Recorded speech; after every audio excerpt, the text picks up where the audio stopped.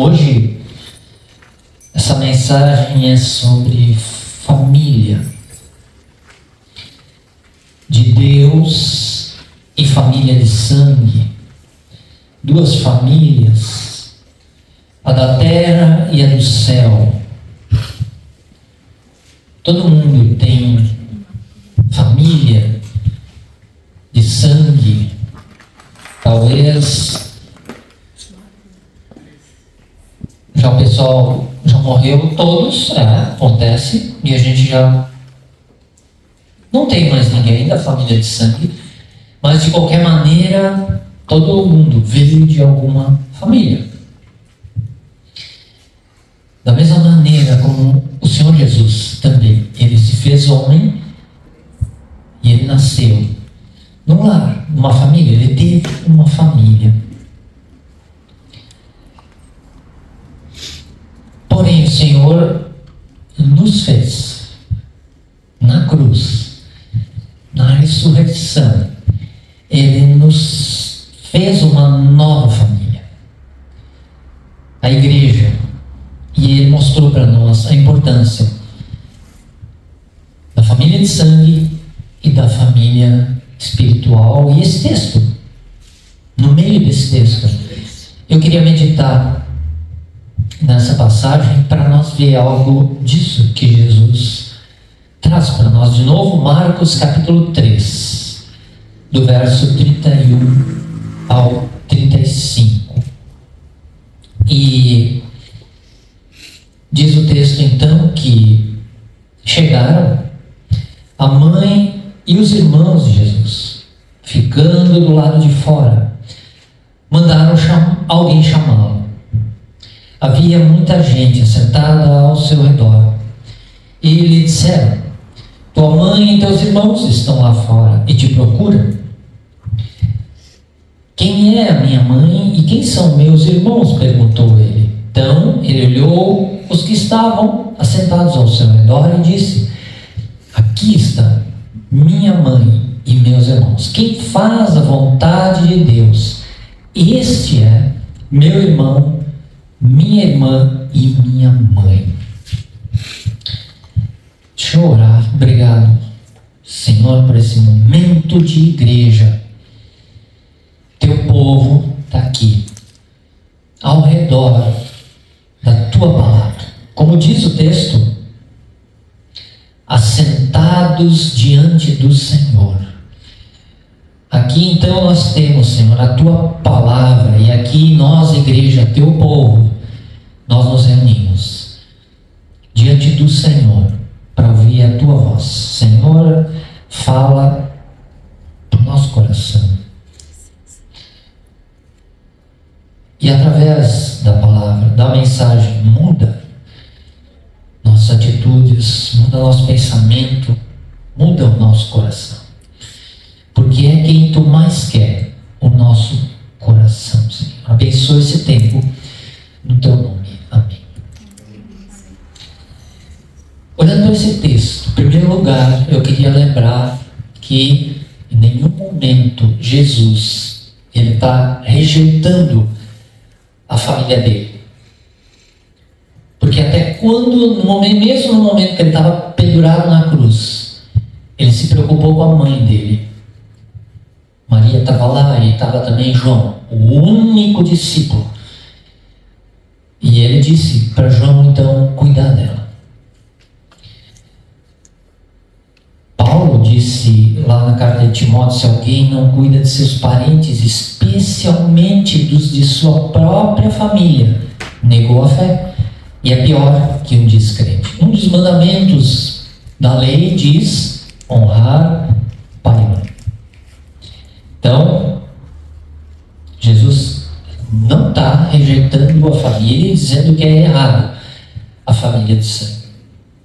Porque Jesus, o que ele estava nesse texto, e em outros textos também, ele estava exaltando, colocando num nível mais alto a família de Deus do que a família de sangue.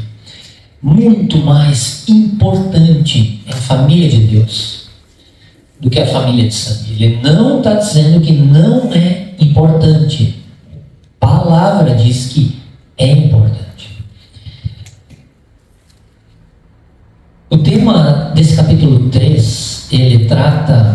Jesus trata da prática da palavra, de praticar a palavra de Deus, e ele termina nesse assunto dos irmãos, da mãe vindo procurar ele.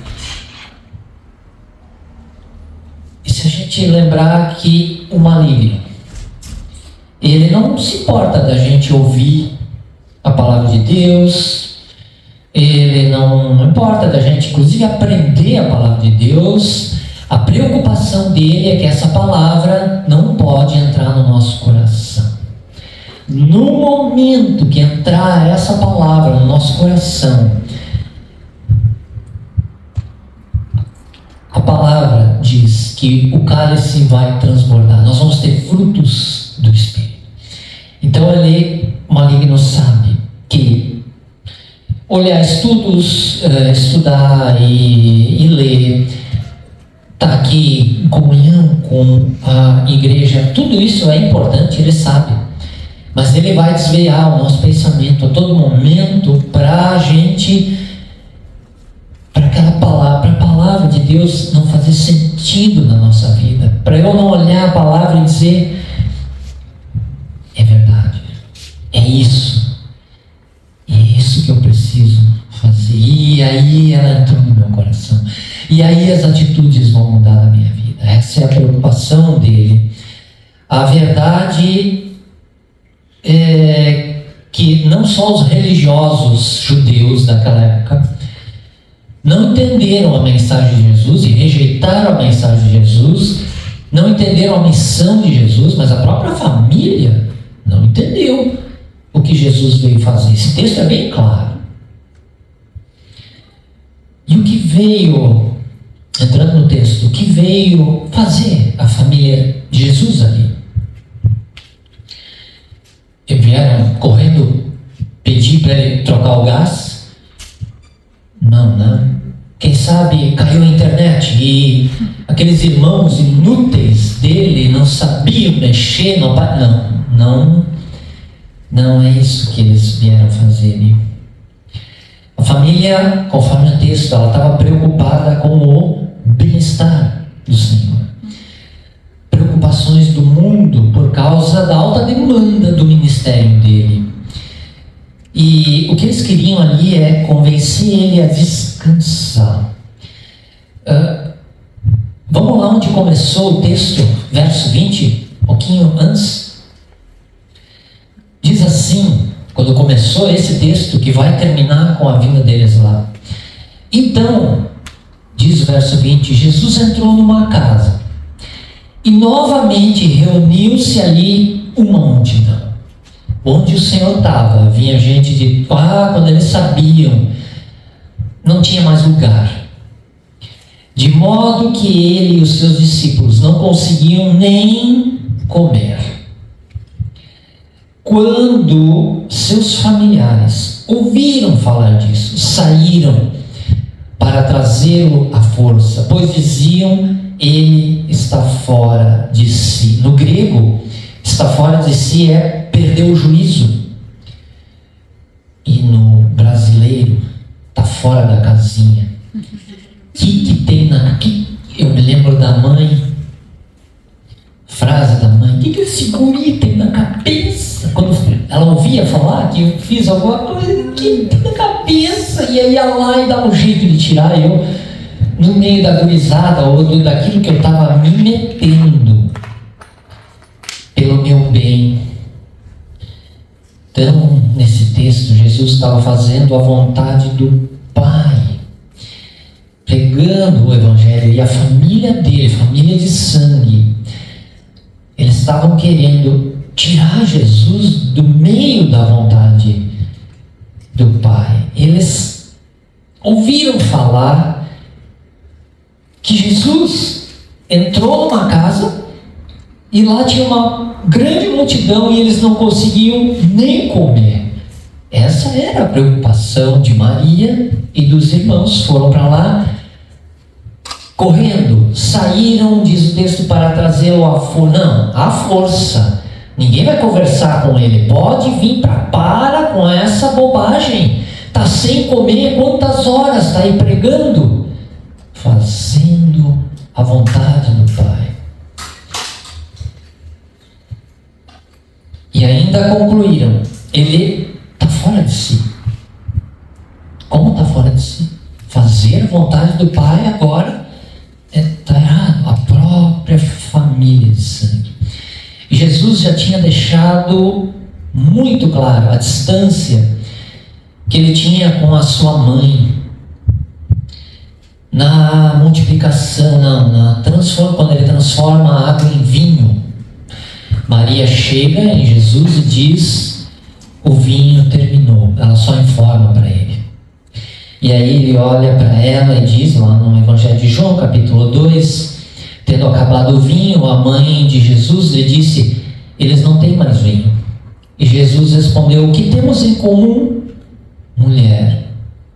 A minha hora ainda não chegou.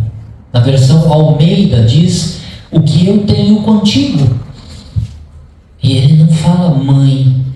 O que eu tenho contigo, mãe? Não. Ali, nesse momento, está falando o Filho de Deus, aquele que é do céu, com aquela que é da terra. É um abismo entre nós e Deus, mesmo Jesus e a mãe. O que é que há entre mim e você? Isaías 55, verso 8, Jesus diz: pois os meus pensamentos não são os pensamentos de vocês, nem os seus caminhos são os meus caminhos, declara o Senhor. Quando Jesus fala para os discípulos que ele vai ser crucificado e depois ele vai ressuscitar, Pedro chama ele à parte no texto. A parte é: vem cá, Senhor, deixa eu conversar alguma coisa contigo. E ele diz: não, isso não vai acontecer, jamais, isso não vai acontecer, não fala mais disso. E lá em Mateus capítulo 16, Jesus virou-se e disse a Pedro: para trás de mim, Satanás, você é uma pedra de tropeço para mim, e não pensa nas coisas de Deus, mas nas coisas do homem. Os irmãos de Jesus, na festa das cabanas, eles disseram para ele: tu não vai para lá?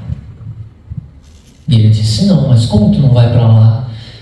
Tu tem que ir para lá para que tu seja reconhecido publicamente. Olha o coração, olha a intenção dos irmãos de Jesus que não criam nele. Eles queriam que ele fosse para lá para ser reconhecido publicamente. É a vontade do homem, não é a vontade de Deus. Os caminhos de Deus não são os caminhos do homem. E Jesus então lhes disse, em João capítulo 7, verso 6, para mim ainda não chegou o tempo certo, mas para vocês qualquer tempo é certo. Não adianta ser irmão de Jesus, irmão de sangue de Jesus. Não adianta ser a mãe de Jesus, não adianta ser o tio, não adianta ser o primo de Jesus. Não o caso de João Batista, ele era salvo, né? Mas não adianta. Jesus, quando confrontou os líderes religiosos, eles diziam que eles eram descendentes de Abraão. Ele disse: não adianta ser descendente de Abraão, vocês têm que ter a fé de Abraão. Linhagem de sangue não garante salvação.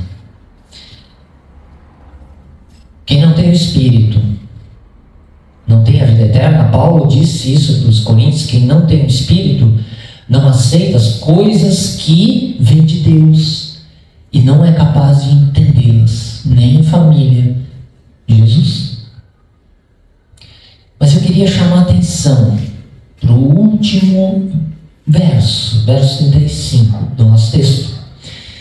E ele diz, Jesus diz: quem faz a vontade de Deus, este é meu irmão, minha irmã e minha mãe. Quem faz a vontade de Deus, quem pratica a vontade de Deus, quem age, quem executa a vontade de Deus. Tiago, ele disse lá no livro dele: sejam praticantes praticantes da palavra, não apenas ouvintes, enganando-se a si mesmo. Aquele que faz, aquele que pratica a palavra, só pode ser aquele que nasceu do Espírito. Quem não tem o Espírito pratica as obras da carne. Só quem é uma nova criatura, praticar a palavra de Deus é uma evidência da salvação. Eu sou salvo, por isso eu penso nas coisas de Deus. Eu olho para o Senhor, eu olho para o meu irmão. Eu sinto no coração, porque não é nós, é o Espírito. Nós não íamos sentir, não é mérito nosso, todo mérito é do Senhor. Ele morreu na cruz, Ele ressuscitou, Ele nos deu uma nova vida. Nós somos igreja, nós somos corpo de Cristo por causa dele. Esse é meu irmão, esse é a minha família, esse é membros do corpo de Cristo. Membros do corpo de Cristo. Eu até queria aproveitar e pedir perdão à igreja de Porto Alegre, porque membro do corpo, ele não deixa de ter comunhão com o corpo. Então, perdão, gente, faz 1 mês e meio que eu e a Mari não aparecemos mais aqui. Isso é inadmissível. Comunhão é estar junto. Eu estou no grupo, eu estou sabendo no WhatsApp, eu estou orando, eu estou pensando, eu estou na célula, eu estou junto. Eu sou um, diz a palavra. Esse é o que faz. É aquele que é a ovelha do mesmo pastor. Pessoas que querem o meu bem, e eles vão me confrontar com a palavra, com a verdade, sempre lembrando, confronto com amor, não com legalismo, com moralismo. Quem sou eu para falar do meu irmão? Mas sempre que eu vou confrontar o meu irmão com a verdade, eu, um pecador, aquele que recebeu misericórdia, graça, aquele que foi perdoado de uma dívida impagável, como a gente cantou agora há pouco. Eu, quebrado, eu necessitado, eu dependente, eu estou dizendo para ti, meu irmão, olha o que Deus diz na sua palavra. Esse que faz, que pratica, esse que é a família do Senhor, é aquelas pessoas que têm a intenção de agradar a Deus e não segundas intenções. Pessoas que valorizam a intimidade com o Senhor, com a oração, e que quando oram lembram da gente na oração, quando está falando com Deus.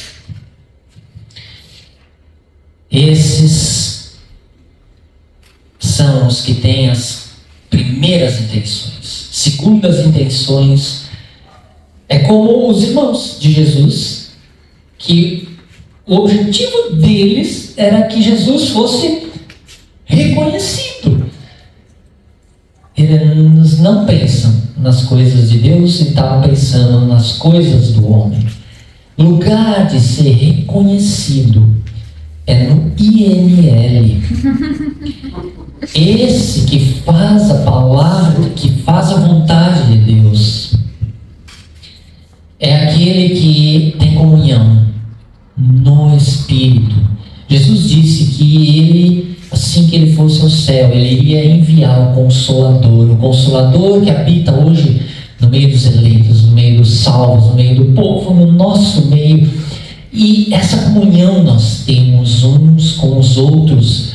O Guilherme não confia na minha carne, no eu, na carne do Guilherme, não. Ele confia, a comunhão dele comigo é no Espírito Santo que foi dado para mim, e assim eu tenho comunhão com o Espírito Santo que está na vida dele. Essa comunhão, ela vai durar para sempre. Espírito, a comunhão, ela é uma conversa sem propósito eterno. Não quer dizer que é uma conversa fiada, mas é um papo social. São diálogos, né, que eles não preenchem o vazio da nossa alma, do ser humano. E quando a gente está com pessoas do reino, o que nosso coração, nossa alma mais deseja é compartilhar o que Deus tem feito, a vida do Senhor, a palavra da verdade é a única coisa nesse mundo que preenche a nossa vida, nosso coração vazio, nosso coração dependente do Senhor. O Senhor fez o homem e botou nele um coração. E esse coração ele bate.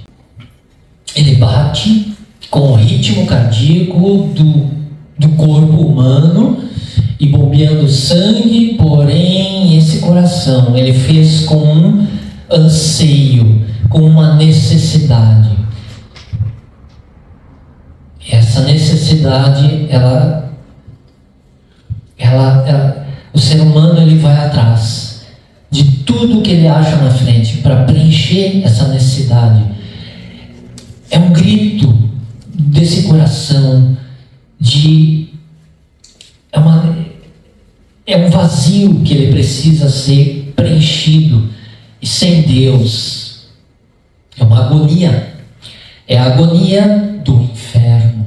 Assim vai ser lá naquele lugar de sofrimento, porque é um vazio eterno, um vazio que jamais vai ser preenchido com com o povo de Deus. É com quem eu quero estar. Ao contrário, se eu ficar muito tempo longe da comunhão com os irmãos, que nem eu e a Mari acabamos de ficar 1 mês e meio sem estar com os irmãos, diz a palavra que o pecado ele toma uma proporção poderosa na nossa vida, porque eu estou longe da comunhão, longe do corpo, longe da palavra, longe de vida na vida. Por isso, Jesus disse que a gente deve nos amar uns aos outros, e o amor que a gente tem uns aos outros, o mundo vai ver a Cristo e vai ver ao Pai no meio de nós. Mas nós temos que estar em comunhão, nós temos que estar junto. Com a família de sangue, a gente tem características físicas, traços físicos. Tempo atrás a gente estava almoçando com a Janice e o irmão dela. Eles são muito parecidos, traços no rosto um do outro. Assim é com nós, né? E com a família do céu, a gente também tem traços, só que não são externos, eles são internos, são do coração. Deus fez o homem à imagem e semelhança, e ele compartilha características com o ser humano, e tem características que ele compartilha, tem características que ele não compartilha. Uma característica que ele não compartilha, por exemplo, é que Deus é espírito, ele é invisível. E eu lembro às vezes, quantas vezes a mãe dizia: come guri, que daqui a pouco vai desaparecer. E quando eu entendi essa característica de Deus que ele não compartilha, eu pensei: olha, eu estou no caminho, quem sabe, né? Mas tem as características que ele compartilha: compaixão, humildade, mansidão, paz, amor, graça, misericórdia. A família da fé, eu tenho semelhanças. Essas semelhanças nós temos. Assim, todo mundo aqui é igual lá dentro no coração. Traços de Deus, que a gente diz que é a assinatura de Deus no coração dos eleitos. São os mesmos interesses, o estilo de vida, atitudes, pensamentos e adoração. Quando a gente adora a Deus nas músicas, nos cantos, o coração vem para fora, a alma vem para fora, cada um reage de alguma maneira. Eu li um tempo atrás uma frase que dizia que cantar é adorar a Deus, mas a maior adoração é quando a música termina. O que a gente vai fazer com o que a gente ouviu? A família da fé, verso 35, são os que fazem a vontade do Pai. São os que oram: Pai, seja feita a tua vontade, assim na terra como no céu. No texto que Lucas narra, no capítulo 11, ele diz, quando Jesus dizia estas coisas, ensinamentos dele, uma mulher da multidão exclamou: feliz é a mulher que te deu a luz e te amamentou. E ele respondeu: antes, ele não está dizendo não, amaldiçoada essa mulher não existe, não, nem reconheço ela mais, não, ele disse antes disso, ou seja, ele confirmou, sim, ela é abençoada, essa pessoa abençoada, não que ela tenha poder, mas que assim como nós, Deus abençoou ela, a graça veio do céu, sim, ela é feliz, muito feliz por isso, mas antes são felizes aqueles que ouvem a palavra de Deus e lhe obedecem. De novo, o mesmo texto, a mesma mensagem. Por isso que muitos chamam Deus de Pai, mas não obedecem Ele como um filho. Como que eu chamo Deus de Pai? Porque o filho obedece um pai. Como que eu posso chamar de pai se eu não vivo como um filho? Não tem sentido. O nosso dever diante de Deus, ele procede, ele vem antes de todas as coisas. Vem antes de amigos, vem antes de trabalho, vem antes da nossa saúde, vem antes, inclusive, da nossa família de sangue. Em momento nenhum, Jesus escolheu pregar aquilo que as pessoas queriam ouvir, aquilo que elas gostam de ouvir, porque ele sabia o que elas queriam ouvir. Não, ele em todo tempo ele foi a verdade, porque ele é a verdade. Se ele machucou alguém, sinto muito, ele falou a verdade. O Evangelho, ele agride as pessoas, porque as pessoas que diz o Evangelho, elas amam o mundo, por isso são inimigas de Deus, e por isso também nos odeiam. Em João capítulo 6, verso 66, não é número da besta, ele disse: daquela hora em diante, muitos dos seus discípulos voltaram atrás e deixaram de segui-lo. Disse Paulo em 1 Coríntios aos seus dispenseiros ou aos seus servos: o que se requer é que sejam fiéis. Em outra versão diz que se mantenham fiéis. Reino de Deus em primeiro lugar, família de sangue em segundo lugar. Em Mateus capítulo 10, Jesus disse: quem ama seu pai ou sua mãe mais do que a mim, não é digno de mim. E quem ama seu filho ou sua filha mais do que a mim, não é digno de mim. Jesus não está dizendo que não é para amar o pai, que não é para amar o filho, a filha, a esposa, o marido. Não, ele está dizendo mais do que a mim. O amor de Deus é o maior. Lembra do primeiro mandamento? Amarás. Eles perguntaram para Jesus: qual o maior mandamento? Primeiro mandamento: amarás o Senhor teu Deus de todo o coração, toda a alma, todo o entendimento. E o segundo é amar o teu próximo com a si mesmo. Eu jamais vou amar a Deus se eu me concentrar em amar o próximo.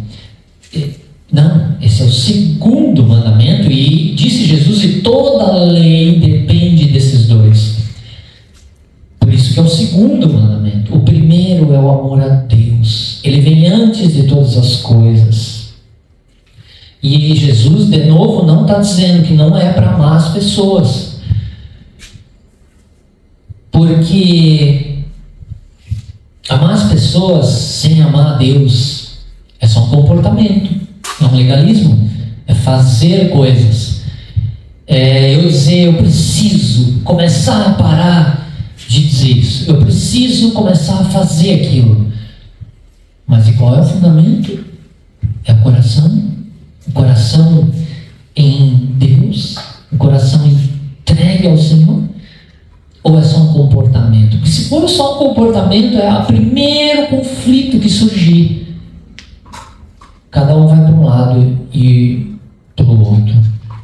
Por isso que a nossa obediência é ao Senhor. Se eu tiver que fazer escolhas, se a gente for rejeitado por amigos, conhecidos, inclusive pela família de sangue, como acontece muito, toda a história foi assim. Se a gente for ameaçado, intimidado até em abandonar a fé, eu, de acordo com a palavra, eu continuo amando as pessoas, porém, eu obedeço ao Senhor. Só a Ele eu devo obediência. Em Marcos capítulo 10, Jesus disse: digo-lhes a verdade, ninguém que tenha deixado casa, irmãos, irmãs, mãe, pai, filhos ou campos, por causa de mim e do Evangelho, deixará de receber 100 vezes mais, no tempo presente, casas, irmãos, irmãs, mães, filhos. Ele está falando da igreja, do corpo. E com eles, perseguição, e na era futura, a vida eterna. Aqui, ninguém que tenha deixado, o deixado aqui, ele não significa rejeitado. Eu posso deixar a casa do pai e da mãe porque eu recebi um chamado do ministério, e eu, em comunhão com o pai e a mãe, eu converso com eles, e então eu vou fazer parte de um ministério fora, eu saio da casa. Isso é a parte boa, é uma parte light, sem problema, sem briga. E eu posso também deixar a minha casa,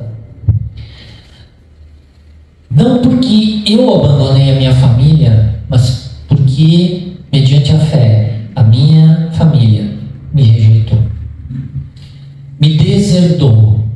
Como acontece por aí em muitos casos, o pai diz: eu te deserdo. No momento que eu entreguei o meu coração para o Senhor, a última coisa que eu estou me preocupando é com a herança. Mas é uma dor, né? Nossa, a gente se quebra sendo rejeitado pela própria família. É um pedaço de nós que é arrancado. Mas não só esse pedaço que é arrancado, outros pedaços também são arrancados ao longo do tempo.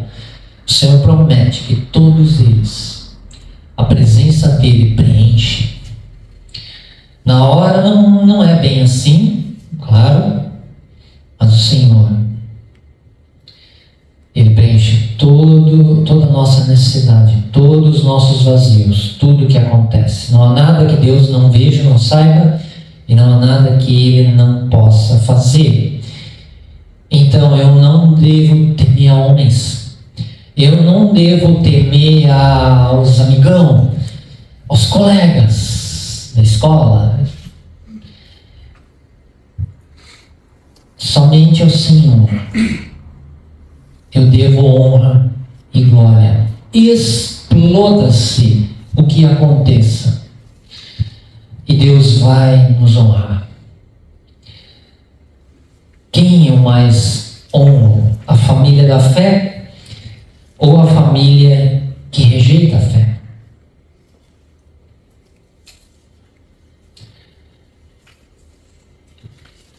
Diz o texto que a turma lá estava aos pés de Jesus.